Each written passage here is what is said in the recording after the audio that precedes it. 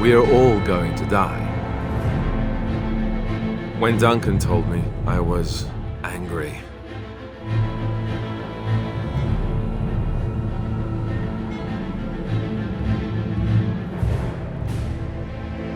He put his hand on my shoulder and said this: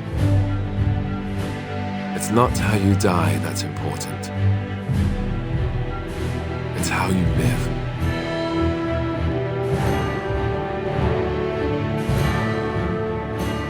Welcome, patrons. This video has been a long time coming, and I am so sorry this is so late. But I want to talk about one of the most requested characters, Alistair. I also want to give a huge thank you to Andrastini, who did the custom animation for this intro. If you want to check out more of her work, check the description box below for links. So anyway, guys, let's talk about our favorite lovable dork, the Bastard Prince. The story of Alistair actually begins with the novel The Calling. To sum up very quickly, King Merrick Theirin heads the deep roads with a group of wardens in an attempt to stop Darkspawn from getting information. This makes more sense in the novel than it does in the summary. During his journeys, Merrick, whose wife had died only a few years prior to all of this, falls for the elven Grey Warden mage Fiona. During the novel, we learn that Fiona had lived in an Orlesian alienage, and after her parents died when she was very young, she was sold into sexual slavery for a nobleman. She was eventually able to kill him and free herself with the use of her magic, and soon was taken to the Circle of Magi. She would eventually be recruited into the Wardens and befriend Duncan, a fellow recruit. At first, she isn't very fond of Merrick, partly due to him being a nobleman, but she ends up falling for him too, surprised at how he is a genuinely good person. As their journey ends, Fiona and Duncan meet Merrick to introduce him to his new son. This is a shock for two major reasons. One, that Fiona was able to even have a child. Because Grey Wardens are tainted, it's extremely rare to be able to have children. And two, somehow, after the birth of their son, Fiona was no longer tainted. The Grey Wardens didn't know why or what happened, but Fiona was no longer a Grey Warden. So Alistair Theirin, who was named by his father, was born in 910 Dragon, where he was then taken in the dead of night to meet his father in secret. His elven mother wanted the best life for him, which meant hiding his elven heritage. Merrick, too, wanted to keep him away from the court as his royal heritage had brought him nothing but pain. So Merrick took his young son and handed him to his dead wife's brother, Arl Eamon Gwerin, and Duncan promised to watch over the boy and give reports to both Merrick and Fiona. As Alistair grew, Eamon became like a father to him. It's unknown if Eamon knew of Alistair's true parentage, but he would go on to tell Alistair that he was the son of Merrick Theirin and an unknown serving girl that had died during childbirth.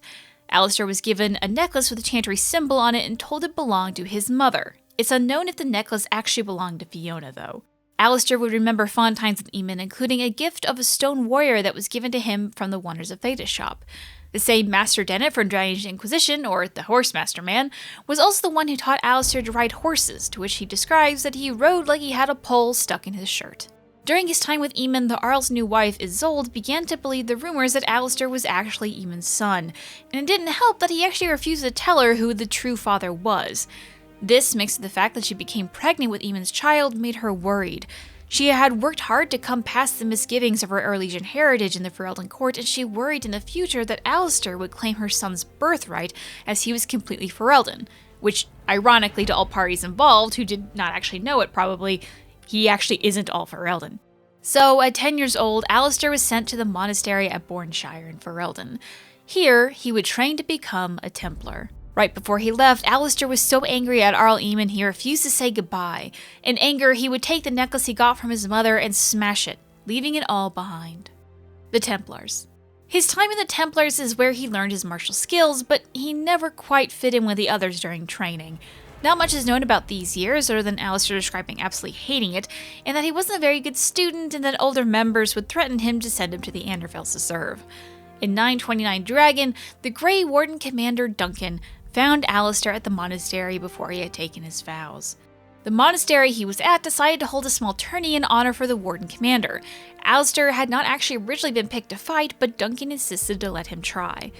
While Alistair competed, and he did well enough, with every win he would help the losers up unless if they refused, to which he would chastise them, but he was bested by a number of other Templar recruits. Duncan, perhaps in part because they saw how unhappy Alistair was and wanted to do right by his old friends, decided to recruit Alistair into the Wardens, stating that Alistair had the loyalty needed for the Order. The Grand Cleric actually fought this decision because she wanted to send someone good to the Wardens and not Alistair, but ultimately Duncan had to invoke the right of conscription to take Alistair with him. The Grey Wardens. We don't know much in the 1 year of Alistair's training with the Grey Wardens. He tells a friended warden about various stories during his training in the Ferelden Order, like how hungry he was after the joining and how much he ate, or various drinking contests with the other wardens. It's also during this time that he uses warden resources to try and find more about his mother, and finds out that he has a half-sister named Goldana. We know that this is actually false information, as he was looking for the serving girl who he was told to be his mother rather than his actual mother. He would also send a letter to Arl Eamon during this time, expressing how happy he was to be in the Wardens and that he felt like he really belonged with them, that he had finally found his footing in the world. Dragon Age Origins. The hero Ferelden first meets Alistair at Ostagar, being another young member of the Grey Wardens. Quickly, you two become the last of the Wardens in Ferelden and are tasked with saving the world from the Fifth Blight. Once out in the world, Alistair becomes both friends and enemies with the other companions. Right from the start, Morrigan and Alistair bicker back and forth, sometimes being very cruel to each other. Wynne, on the other hand, is very kind to him, and she seems to see her as a grandmotherly figure, something that Wynne jokingly tries to fight. Both Liliana and Theirin end up teasing him for his innocence, even more so if he is in a relationship with the Warden. Oghren and Wynne will also comment about Alistair often playfully swinging a pike around, to which Oghren calls him Little Pike Twirler. This would later be referenced to the comic run starring Alistair, where he's able to fight with the pike very well. And from the New Faces of Thedas tabletop RPG book, you learn that as a king, he has commissioned a custom pike designed just for him. Alistair will keep his identity as a bastard prince as long as he can, telling the Warden either on the road to Redcliffe if he is brought along. If not, Arl Eamon will tell the Warden later on in the game. When the Warden questions why it took so long to tell him, he shyly says that he just likes to be normal rather than a prince. During the Warden's adventures, Alistair is very concerned with the fate of Arl Eamon, who falls ill due to poisoning. Alistair will have very harsh opinions during the Redcliffe questline, being angry at the Warden if either Isolde or Connor dies. Around this point, the Warden can find Alistair's mother's necklace in Arl Eamon's study. It seems that after he had destroyed it, Arl Eamon went through the process to try and fix it as best he can. Alistair is touched by the thought and by the Warden in remembering him talking about it. From here, obviously, his fate has a lot of options. A friend. Alistair likes more unique gifts in the game, preferring items with a magical flair, perhaps hinting at his past as a Templar or even his magical mother. Alistair will mention to the Warden that he wants to see who he believes is his sister, Goldana. If you choose to bring Alistair to the Fade in the Broken Circle questline, you can find out who he hopes his half-sister is, a kind, motherly woman who opens her arms up to him. If you choose to, you can find her living in Denerim. By talking with her, you find out that she is a washerwoman with a number of children, and overall not pleased to see this prince come by and expect him to be family with her, asking only for money and for him to leave. It seems she blames Alistair for the death of her mother and claims that Merrick forced himself on her mother. And here's where the Warden has a couple of choices. Depending on what dialogue options you choose, you can, as the Dragon Age community calls it, harden or unharden him. To harden him, you essentially tell him to grow up and stand for himself more, to find what he wants and take it, and expect the worst out of these types of situations. This leads to various options later in the game. For example, he will learn to look forward to becoming king, he can have a threesome with Isabella, and takes the initiative in killing Loghain if he is chosen to duel him during the Landsmeet. To unharden him, you essentially tell him to stay how he is, a kind-hearted man, but also a bit of a doormat. He will dread becoming king, and takes the pressure of others more to heart than what he really wants. A lover. Any female Warden can choose to romance Alistair. Due to the nature of the game, it's totally possible to do most of the romance content before even finding out that he is a bastard prince. He is cautious in love and a bit sappy. Once Alistair takes a liking to the Warden, he will give her a single rose that he found in Lothering, saying that it reminded him of her, a beautiful thing surrounded by such awfulness. This is actually likely the same rose that jolted Liliana into her traveling with the Warden in the first place. Fun facts. Alistair admits that the Warden is the first woman that he has ever been with, and this comes up a lot during the romance. He isn't sure of what to do and will ask other party members for advice on how to deal with the romance, and some other party members will try to give him advice as well, sometimes not to his liking though. If Alistair is made king and is in a relationship with the human noble Warden, they can actually get married and rule together. This can actually also happen if the human noble is not in a relationship with him, but it seems to be a rare choice. Also, if king but in a relationship with the non-human noble, Alistair might break up with the Wardens, saying that the king needs an heir, and also that the Warden's race or being a mage might complicate matters. If the Warden has hardened Alistair, he can be convinced that being a king means that he gets to say what is appropriate or not, to which the relationship continues, making the Warden the king's mistress. Then the Faces of Thedas Dragon Age RPG tabletop book, it mentions that he doesn't take infidelity lightly, and will only do so if his marriage is only for politics and his mistress is his true love. But he is also an honest man and would not hide it from his queen.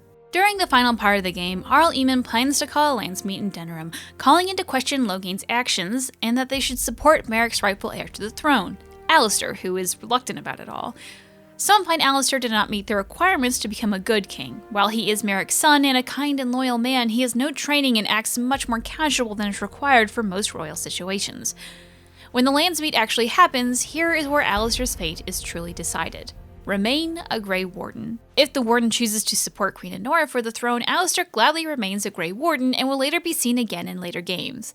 Become a king. If the Warden chooses, Alistair can become a king, either marrying Anora to rule jointly, marrying a female human noble warden, or ruling alone with or without the Warden as a mistress. Depending on if you have hardened him or not, he will either seem to be a weak king or a strong one. If he is married to Anora, who is unsure about the marriage, as he looks just so much like her dead husband, it's unknown about the quality of their relationship. It's clear that Anora isn't fond of him at the start, but it's possible that they can grow closer over the years. If Logain is kept alive, he will still rule as king, but no longer travel with the Warden. Becoming drunk or dead. If at the end of the Landsmeet Alistair is not made king, and the Warden agrees to recruit Logain into the Wardens rather than kill him, Alistair refuses. He gives the Warden an ultimatum: either kill Logain or he leaves. If the Warden chooses Logain to become a Warden, Anora calls for Alistair's head. The Warden can actually agree to her terms, and Alistair is hauled off, presumably killed. The Warden can also convince Anora to spare him, to which he leaves the Wardens and will later be seen in Dragon Age 2 in the Hanged Man having become a drunk. With the Landsmeet over, it's time to defeat the Blight, and here we have even more paths for Alistair. A father. Near the end of the game, the Warden is approached by Morrigan and given a choice. Either a Warden dies killing the Archdemon, or survives and Morrigan has a child with the soul of an old god. If the Warden chooses to let Morrigan have the child, they are given two options. If male, they're able to do the ritual themselves, and the child be their own. But both genders are able to persuade Alistair to father the child. Alistair is nervous about the child and what its fate might be, but agrees to follow his orders if the Warden's persuasion is high enough. If not romance, this is also Alistair's first time with a woman. Fun facts. A hero. If the Warden was not able to persuade Alistair or the Warden didn't want to complete the dark ritual, it's now up to either Alistair or the Warden to kill the Archdemon and die doing so. If Alistair is left behind, the Warden will be the one to make the sacrifice. But if Alistair comes along, various things can happen. If romanced, Alistair will take the sacrifice no matter what the Warden might say. If taken with, Alistair will offer to take the sacrifice. His exact reasons depend on if he was made king or if he's friendly with you or not, but for the most part, it's all his belief that this is the best way to make himself useful. The Warden can either choose to accept his offer or not. If the Warden accepts the offer, he is given a hero's funeral where his friends and loved ones say their final goodbyes in the last scene of the game. Dragon Age Awakening. There isn't much about Alistair in the DAO DLC Awakening. If made king, Alistair and his guards will march up to Vigil's Keep, having heard of some commotion going on after the Darkspawn attacked. He will greet the Warden according to relationship, or will introduce himself to the Elysian Warden if the Warden was killed at the end of DAO. If Alistair remains a Grey Warden, during this time he will be charged to help thaw hunts across Ferelden. Thaws are what the Wardens call a recovery period after a blight, and these hunts are where the Wardens chase pockets of roaming Darkspawn and kill them before they can cause harm. Sometime after the events of Awakening in 931 Dragon, there was a royal inquest to determine Alistair's true parentage, but no hard answers were determined. The only thing of interest that came up was a letter from a royal constable Raynor 2 months after Alistair's recruitment. It seems the Wardens had investigated his past and found rumors of Duncan having brought the boy to Redcliffe all those years ago, along with quietly checking in on him year after year. Duncan replied to the letter saying that Alistair is the son of an old friend and would stop by Redcliffe when he could, and that he believes Alistair is a good recruit for the Wardens and that should be all that they're concerned with. While this was provided as proof that Alistair was Merrick's son, as it was known that King Merrick had traveled with the much younger Duncan, but the opponents did not quite believe it. Dragon Age 2. Unless Alistair is dead, he will come back no matter what in a small cameo. If a king, during the last act of the game, Hawke will receive a letter from King Alistair asking to meet in the Viscount's Keep. Once there, he will explain that due to the large amount of Fereldans that settle in Kirkwall, he wishes to extend a way back home, even offering Aveline her old job back in the Kingsguard if she wishes. He also tells the champion that he has had a heated argument with Knight Commander Meredith about the treatment of the Kirkwall mages. The king will also mention that there are some Orlesian nobles who are finding Ferelden's weakened state the perfect time to try and win back some of their land, although nothing has quite happened yet. In Codex entries, you learn that in Alistair that rules alone has caused a bit of a stir in Ferelden, as some believe that he is not actually Merrick's son and was instead a puppet of the Grey Wardens to push Anora off the throne, weakening Ferelden even more. If a Warden Alistair was traveling in the city-state when everything crashed down around them. If Hawke's sibling became a Warden, they will be in his company of Wardens. Not wanting to involve the Wardens in any Qunari conflict, he leaves, but not before giving the champion a small gift to help them in their battles. We also later learn that his status as a bastard prince is little more than a rumor to the rest of Thedas. If a drunk, Hawke finds Alistair as a washed-up drunk in the Hanged Man, telling anyone who would listen about his lost birthright. Ban Tegan will then enter, having been looking for Alistair this entire time, and takes him back to Ferelden and Arl Eamon. In a Codex entry in Dragon Age Inquisition, you learn that he was later sobered up and placed back into the Grey Wardens, choosing to serve in Orlais rather than Ferelden. From here on out, a drunk Alistair converges with the Warden Alistair in their fates. The comics. If you are unaware, the largest series of Dragon Age comics involves Alistair playing a very major character. The series is set as if Alistair is made king, although it is stated by Bioware that the events still happen, just some details will have changed. So if Alistair is alive in your world state, consider this to be mostly canon, king or not. If a Warden in Dragon Age Inquisition, he will even bring up seeing his father in the Fade, confirming this. I don't want to get too bogged down in the plot of the comics, so this is a very basic and Alistair-centric view of the series. The main plot behind everything is Alistair looking for what really happened to his father, King Merrick, as he was lost at sea and never actually found. The main characters along with Alistair are Isabella Varric and Maevaris, a Deventer Magister. In his travels, he meets Yavanna, another witch of the wilds in Antiva. She tells him that she was tasked to bring the dragons out of extinction, but more importantly, she tells him that Merrick was bound by an oath to awaken great dragons, as he had the blood of Calenhad the Great in his veins, but he was unable to complete his oath as he was kidnapped by a Deventer Magister. Yavanna offers to help him find his father in exchange for helping finish what his father started, but he declines, stabbing her instead. At a party in Deventer, Alistair meets the Magister that kidnapped his father and confronts him. Before he is able to use magic, Alistair stops him with the Magister saying that he is a Templar. The visuals of the comic seems to just show him punching the Magister, but it may be possible that Alistair had taken some lyrium beforehand to help him use Templar abilities. That Hurry just knows how to punch a mage real good thanks to Templar training. On the hunt for this Magister, Isabella Varric and Alistair are kidnapped by Qunari forces. Alistair is taken to the new Aeroshok to find that it is Sten from Dragon Age Origins. He addresses Alistair as Kadan and shows him great respect, which he finds surprising. He warns Alistair that the Magister wants him for his blood and he is a fool for falling for his traps. So for the safety of everyone, Alistair will be held hostage until the threat is resolved. Isabella is able to free both Varric and Alistair to escape, but he finds himself in a duel with Sten. In the end, Alistair wins but refuses to kill him, and instead wishes them to join forces against the common enemy, to which he agrees. Before attacking the Deventer Magister's fortress, Sten tells Alistair the Qunari version of the story of King Calenhad, that he had made a deal with a witch to drink dragon's blood, become a reaver, and create Ferelden. Then they attack and find themselves in the fortress, having found King Merrick barely alive and attached to a strange machine called Magrellan. When Varric attempts to destroy it, they're all sucked into the Fade. Eventually, Isabella, Varric, and Maevaris are able to find Alistair in his dreams, where he is the rightful prince living with his father Merrick, and Calen is alive and still first in line for the throne.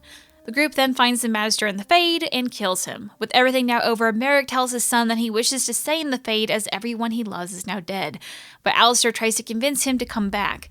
But when they exit the Fade, they find his body has wasted away while hooked up to the machine and he won't survive without it. Knowing that his father will continue to suffer, he destroys the machine, killing Merrick, and he then returns to Ferelden. Dragon Age Inquisition. Alistair plays a larger part in Inquisition than in 2, which again depends on his fates in Dragon Age Origins.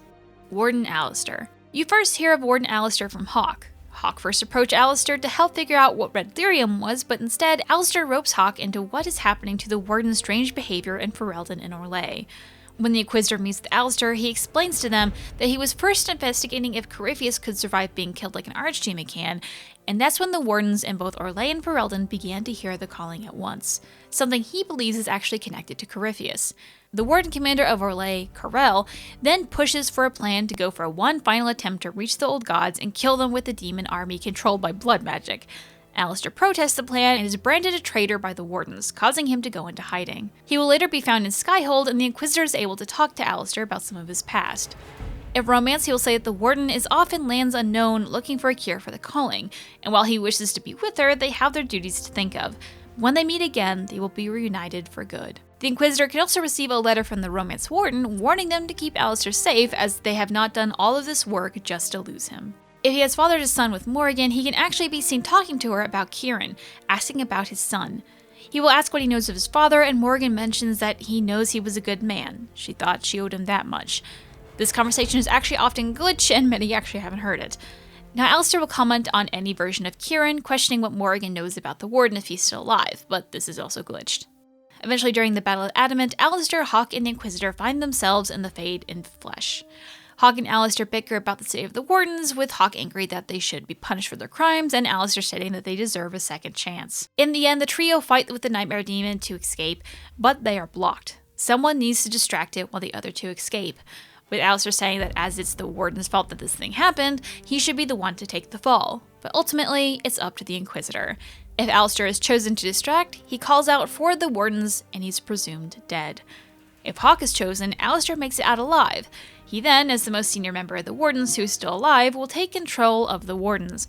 If the Wardens are brought into the Inquisition, he will let the Inquisitor lead them, but if they are exiled, he will lead them to Weishaupt. Either way, he will head to Weishaupt to report to the Grey Wardens what had happened.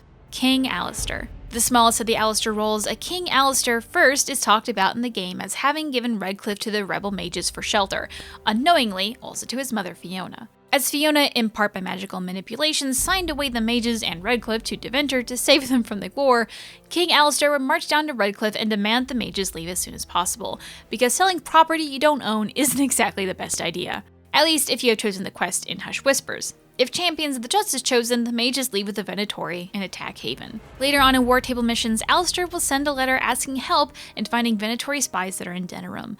His exact letter depends on if you choose the mages or Templars, but both are much more informal than if Honora is crowned the ruler of Ferelden. With the Inquisition's help, you find that the spies have been working in the kitchens, and a large battle takes place that includes fireballs. If that War Table mission has been completed, along with Wicked Eyes and Wicked Hearts, another is available.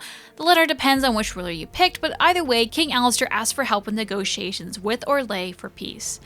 The talks that happened in Jadar, and a report sent back to the Inquisitor gives word that it was difficult, as Alistair is no diplomat, but as the Orleans have no plans for war at the moment, things went well, mostly. And eventually, in the Trespasser DLC, you can find a letter from King Alistair to Arl Tegan, the acting delegate representing Ferelden in the Exalted Council. The letter wishes the Arl well and is followed by a sad stickman being crushed by a crown.